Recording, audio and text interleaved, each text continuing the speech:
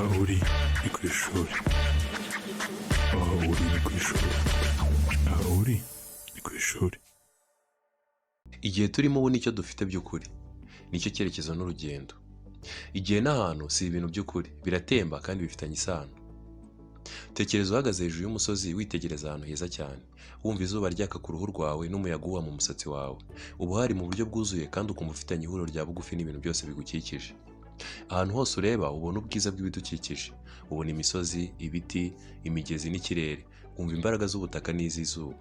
Muri ako kanya uramenya ko ibintu byose bifitanye isano, ntutandukanye n'isi igukikije, uri igice cy'isi.